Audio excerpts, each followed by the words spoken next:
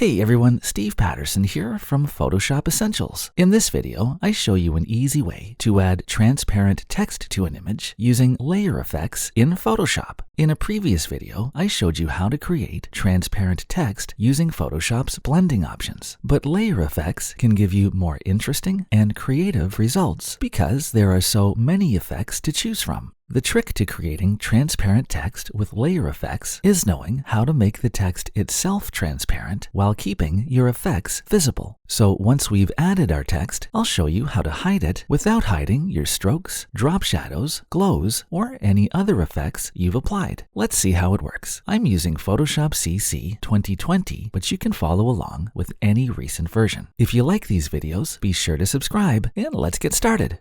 Start by opening your image. I'll use this image from Adobe Stock. To add your text, select the Type tool from the toolbar. Then in the Options bar, choose your font. Any font will work, but larger, thicker fonts work best. I'll keep things simple and go with Arial Black. Set the type size to 72 points, so we're starting with the largest preset size. And then choose a color for your type by clicking the color swatch. Since we'll be making the text transparent, the color doesn't matter, but choose one that's easy to see as you're adding the text in front of the image. I'll choose white. Then click OK to close the color picker. Next, click in the document and add your text. I'll type the word summer. To accept it, click the check mark in the Options bar. To resize the text, go up to the Edit menu in the menu bar and choose Free Transform. Then click and drag any of the handles. If you're using an older version of Photoshop, you'll need to press and hold your Shift key as you drag to lock the aspect ratio in place. And then to reposition the text, click and drag inside the Free Transform box. I'll move mine into the center. To accept it and close Free Transform, click the check mark. Notice that my letters are spaced too far apart, and this can happen when you're using all caps like I am here. To fix that, click the Character Panel toggle button in the Options bar, and then in the Character Panel, change the kerning option from Metrics to Optical.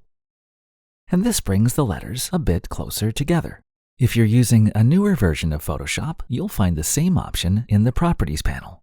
I'll close the Character panel by clicking the double arrows.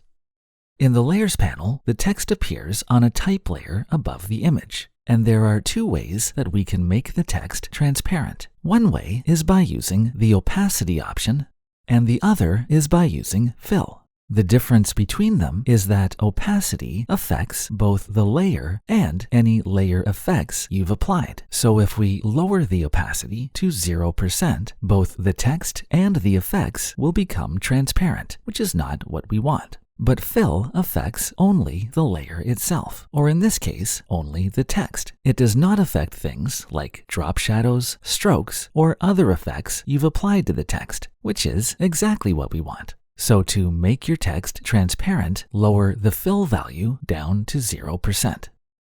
And now that the text has disappeared, we can start adding some layer effects. Let's start by adding a drop shadow. Click the Effects icon at the bottom of the Layers panel and choose Drop Shadow from the list. The options for the effect appear in the Layer Style dialog box, and the two options we usually start with are the angle of the shadow and the distance.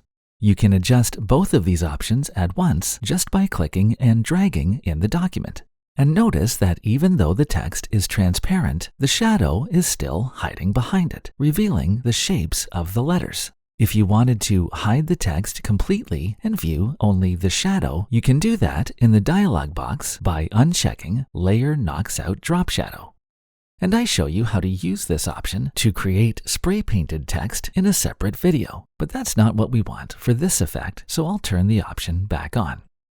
You can also enter specific angle and distance values. I'll set my angle to 135 degrees and the distance to 18 pixels. The values you need will depend on your image. Use the opacity slider to adjust the transparency of the shadow. I'll darken it by increasing the opacity to 50%. And you can soften the shadow edges by increasing the size value. I usually set mine to the same value as the distance, which in this case is 18 pixels. One last option you might want to change is the color of the shadow. The default color is black, but you can change it by clicking the color swatch. Then choose a new color, either from the color picker or by sampling a color from the image. I'll click to sample a color from the sand. And then, in the color picker, I'll choose a darker, saturated version of that color, and I'll click OK. And now we see just a hint of color in the shadow. Let's add a couple more effects. Still in the Layer Style dialog box, choose Stroke from the column on the left. We can use a stroke to add a border around the letters. Choose a color for the stroke by clicking the color swatch. And then, just like with the drop shadow, choose a new color either from the color picker or by sampling one from the image. I'll choose something close to white by sampling a color from the brightest area of the sand. Then I'll click OK to close the color picker. The position option moves your stroke to either inside the edges, outside the edges, or centered on the edges of your text. I'll choose outside. Then set the width of your stroke by dragging the size slider. I'll set mine to 8 pixels. And we now have a border to go with our shadow. The third and final effect we'll add is a gradient overlay. By adding a gradient and then changing the gradient's blend mode, we can increase the contrast of the image inside the text. Choose a gradient by clicking the arrow next to the gradient swatch. The gradient we're looking for is the black to white gradient, and in Photoshop CC 2020 or later, you'll find it inside the Basics folder. Select the gradient by double-clicking on its thumbnail. The gradient fills the letters and blocks the image from view. Change the blend mode of the gradient to overlay. And now the contrast of the image inside the text is stronger than it is in the surrounding area. To see the effect more clearly, uncheck the stroke and drop shadow effects to turn them off. And now we see how the contrast is bringing out the letters. If the effect is too strong, try changing the blend mode to soft light. Soft light creates a similar but more subtle result. And you can also try reversing the direction of the gradient by clicking the reverse option to see which way you like best. I'll turn the stroke and drop shadow back on by clicking inside the checkboxes. At this point, you can try out other effects, or you can accept what you have by clicking OK to close the Layer Style dialog box. And in the Layers panel, the effects we've added appear below the type layer. You can toggle the effects on and off by clicking their visibility icons, or you can double-click on the name of an effect to reopen the Layer Style dialog box and edit the settings. I'll click Cancel to close it.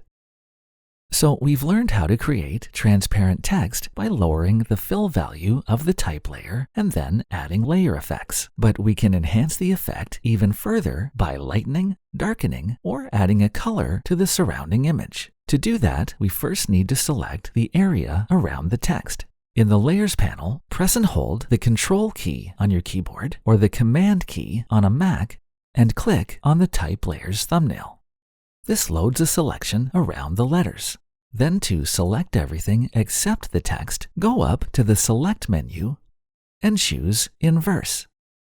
And now the area around the text is selected. Back in the Layers panel, click on the background layer to select it. Then click the New Fill or Adjustment Layer icon and choose a solid color fill layer from the menu.